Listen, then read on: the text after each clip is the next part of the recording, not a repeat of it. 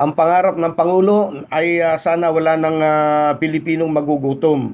Pero hindi naman sinabi ng Pangulo, nasagutan niya pati panigarilyo mo. O, ano yun? Pangtong-it mo. Pang-alak mo. Oh, yan. Pambabae mo. Yung Duterte brand of leadership ay talagang hinahanap-hanap ng mga kababayan daw. Yan ang sabi po ni Senator Bato de la Rosa. Dagdag pa ni Bato, kung po pwede nga lang daw ibalik siya sa pagiging Pangulo, ibabalik niya. Bago po uminit yung inyong mga ulo, ano po mga kababayan, siguraduhin niyo muna na nakasubscribe na kayo dito sa aking munting channel. Ay, siya nga pala, gusto kong magpasalamat sa lahat po ng nakasubscribe dito sa aking munting channel. Ako po ay binigyan na po ng email ni YouTube na isa na pong monetized channel yung aking maliit at nagsisimulang YouTube channel. Maraming salamat po muli sa mga subscribers at sa mga patuloy pong nanonood. Yan, salamat po ng marami ulit. Ibang klase din talagang pagmamahal ni Bato kay Duterte, ano? Pero ilan nga ba yung sinasabi ni Senator Bato na kababayan? Gaano ba karami yun, ano? Yun bang mga nasa maisog? Yung mga nagrarally doon sa mga maisog rally? Hindi po sapat yan para sabihin sila na ang majority ng mga Pilipino o taong bayan. Hindi sapat yan para pabagsakin o pababain ang Pangulo. Tandaan po natin, 31 million po ang mga Pilipino na nagtiwala at nagluklok kay PBBM. Tapos sasabihin po nila na sila na, yung mga nasa maisog na, ang majority ng mga taong bayan. Talaga naman ano. Yan. Isa pa, ano ba yung brand of leadership na sinasabi niya, ano? Sige nga, mga kababayan, paki-comment nga ninyo kung ano po yung sinasabi niyang maganda na brand of leadership. Alam niyo kung maganda lang sana ang naging leadership ng isang Pangulo, ano, pagbaba o kaya pagkatapos ng kanyang termino, magiging masarap ang tulog at maaliwalas ang bawat gising sa umaga. Tingin niyo po ba mayroon bang ganitong pakiramdam itong si dating Pangulong Duterte ngayon? Sa kabila ng kaliwat kanan na mga reklamo at kung ano-ano mga issue na kinakaharap, sa tingin niyo po ba, masarap pa rin ang tulog niya?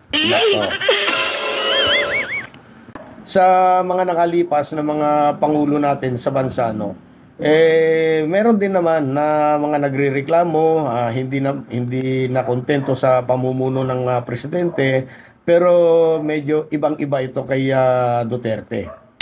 Mabibigat po ang mga reklamo dito at kasama pang international, yung ICC. Sabagay mga kababayan, lahat naman po yun ay akusasyon pa lamang at wala pa namang naisasampang reklamo sa korte or formal na demanda, ano, or reklamo. Kaya hanggang ngayon ay pwede nating sabihin na nananatili o masasabi natin na si dating Presidente Duterte ay inosente. Kaya po abangan na lang natin ang mga susunod pang kabanata sa buhay po ni dating Pangulong Duterte. Siya nga pala sa mga lumabas naman na balita tungkol sa tatlong Duterte sa Senado, ano po, mukha namang walang impact sa administrasyon niya, ano? Gaya ng sinabi ni Roque na, nakaw, natataranta na ang Malacanang or ang Palasyo, kaya gabi-gabi daw ay nagmi-meeting. Ano kaya pinagmi-meetingan nila? Pinag-uusapan nila, baka manalo yung tatlong Duterte.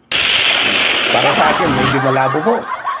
Para sa akin, si Pangulong Duterte, siguro medyo malakas ang dating. Pero yung dalawang anak niya, mukhang malabo. Yun ay para sa akin lamang, ha? At tungkol dyan sa tatlong Duterte sa Senado, alam nyo, halos iisa lamang ang sagot ni Speaker Romualdez at saka ni Pangulong Bongbong Marcos.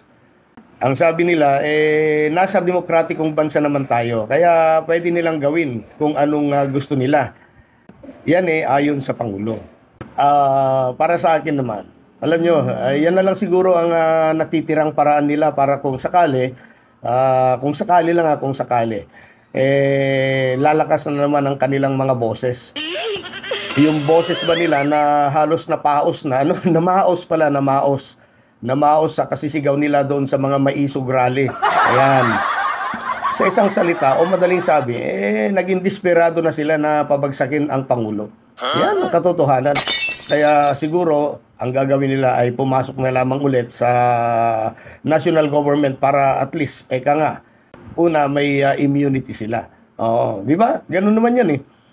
Nakikita naman natin na hindi na pinapansin ng Pangulo ang mga ang mga paninira nila sa kanya. At ang pinagtuunan ng pansin na lamang ay itong pagbibigay ng tulong, suporta at pagpapasaya sa ating mga mamamayan, lalong-lalo na ito pong mga lubhang nasalanta nitong nakalipas na El Nino.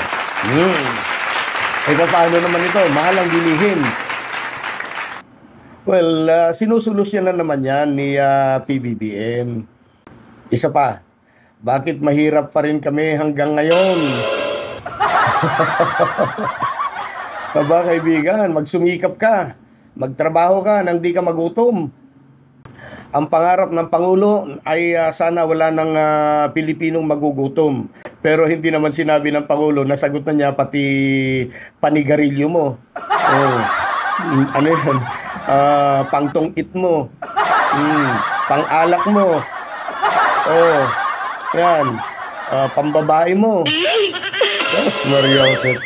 Magtrabaho ka para siguradong meron kang kakainin at meron kang maiipon. Kahit pa paano, meron kang pangkinabukasan. Yun lamang po. Maraming salamat sa panonood.